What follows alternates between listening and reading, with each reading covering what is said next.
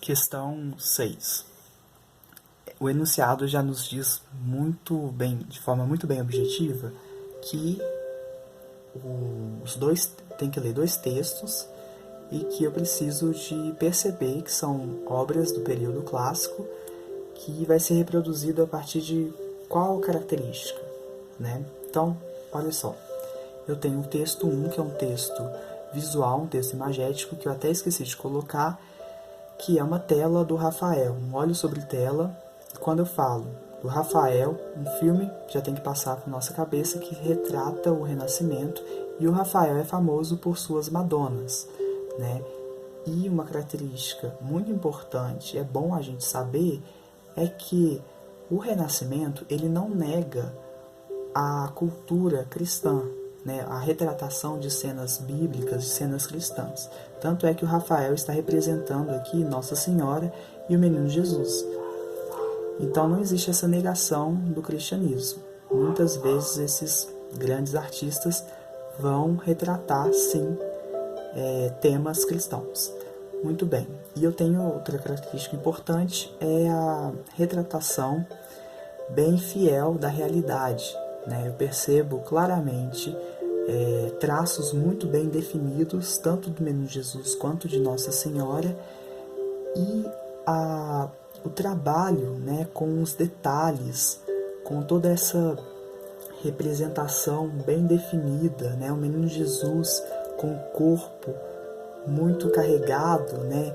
Nossa Senhora, e a gente percebe que tem aqui elementos que quase que imitam, né, a realidade. São quase que você toca no Menino Jesus.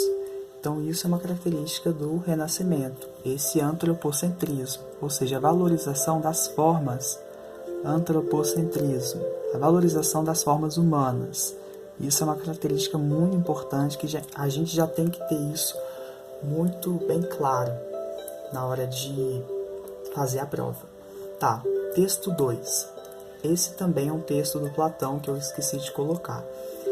O classicismo é uma referência a um texto do Platão, melhor dizendo.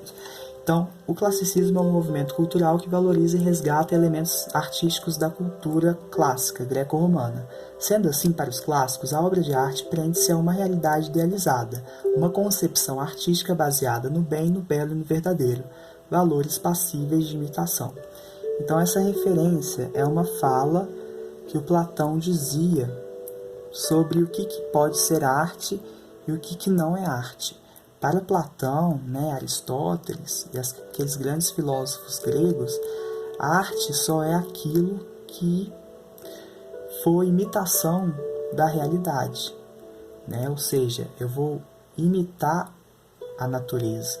Quando eu imito a natureza, é a grande palavra-chave. Essa imitação, que com isso eu já consigo responder qual dessas alternativas está certa, a imitação, então, da realidade. Isso é uma obra de arte. E os clássicos, né, do século XV e até um pouco o século XVI e também o século XIV, eles vão analisar a obra de arte como o parâmetro para analisar a obra de arte é a partir desse texto. Ou seja, eu só vou considerar a obra de arte aquilo que é bem, belo e verdadeiro. Muito bem. Qual dessas alternativas, então, é a característica do período clássico? Né? A mímese, a alternativa, a letra C. Mímese é a imitação. O Aristóteles que cria, né, esse termo. Mímese é a imitação. Imitação de quê? Da realidade, a imitação da natureza. A obra de arte só é arte, a verdadeira arte, quando ela imita essa natureza. Então, a mímese como palavra-chave. E eu percebo, tanto no Renascimento quanto no neoclassicismo, em todos esses movimentos que valorizam a antiguidade clássica, eu percebo nitidamente que eles vão querer imitar a realidade. Então, é a letra C que responde essa questão. As outras. Por que as outras estão erradas? Metalinguagem, pois o artista precisa reproduzir uma obra capaz de enunciar a própria obra. Não é o que acontece no Renascimento. Esse termo ele nem é muito discutido durante o Renascimento, talvez nem existia essa palavra. O metalinguagem é quando o artista começa a refletir sobre a ideia de se fazer arte, quando ele começa a questionar o que pode ser arte e o que não é arte.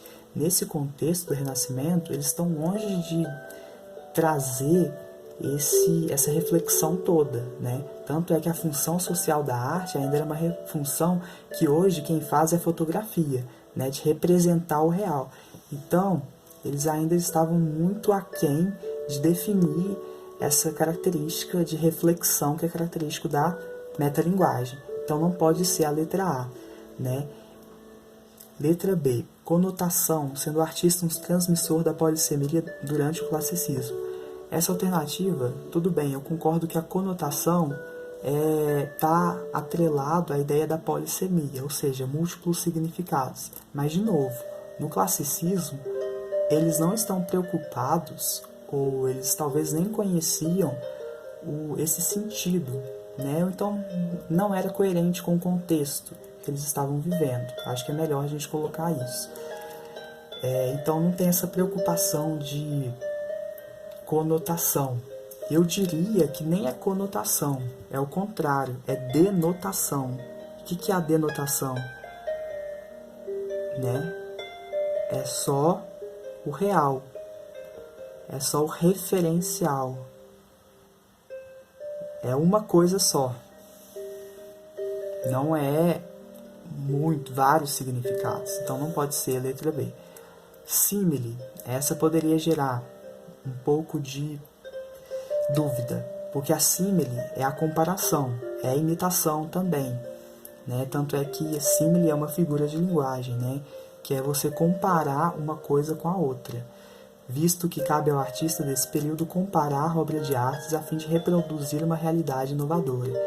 O artista desse período, ele não está preocupado, ou não cabe a ele comparar a obra de arte, né? É um distrator muito grande essa alternativa letra D, mas que não chega a conclusão nenhuma e não responde ao que o enunciado pede, e com toda a discussão que a gente fez anteriormente. A letra E também está errada, porque não tem ironia, já que nesse estilo de época surge a necessidade de romper com as regras tradicionais. Nesse estilo, não tem essa necessidade de romper com as regras tradicionais. Qual estilo de época, ou qual fase da história da humanidade em que os artistas vão começar a romper com as regras tradicionais? Só lá nas vanguardas, lá no modernismo, no século XX, né, que vai surgir, início do século XX, que vai surgir essa necessidade de romper com a tradição.